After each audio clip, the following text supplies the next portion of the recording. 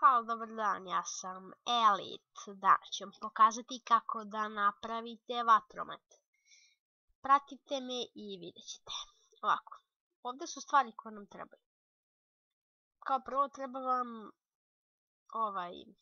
barut, treba vam papir i cveće. A šta će vam cveće? Evo sad ću da vam pokažem.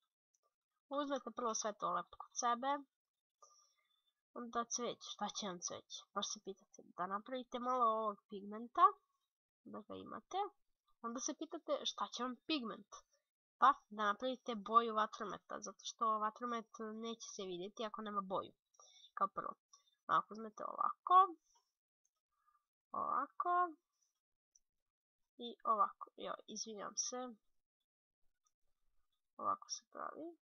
Uzmete prvo uzmete boju i barut i onda dobijete ovo. To vam je boja za vatromet, evo vidite. Dobijete to, naravno to možete u više boja, evo sad ću vam pokažem. Imate tako plavo. Onda imate ovako da kombinujete. Evo žuto i crveno i ovako. Evo dobili ste ovakav. Evo vidite.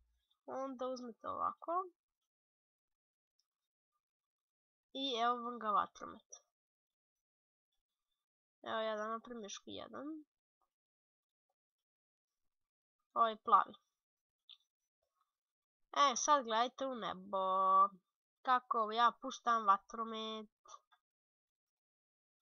Gledajte. Vidite, to su ona crvena i žuto što sam stavio. Evo ga stavim puno. Vidite kako lepo izgleda. Naravno može u više boja. Evo ovo je u jednoj boji, vidite kako izgleda. Evo sad ću napraviti u više boja, evo gledajte. Žuta, ova, i koja još imam? Naranđasta. I evo ga. Tu i tu. Gledajte sad ovo. Kako izgleda. Ima dosta nijansi, baš i lijepo izgleda. Evo, napravimo puno njih. Evo vidite. I to je bilo za danas kako napraviti vatromet. Lajkujte nas i subscribeujte i komentarišite ako vam se svidio ovaj video.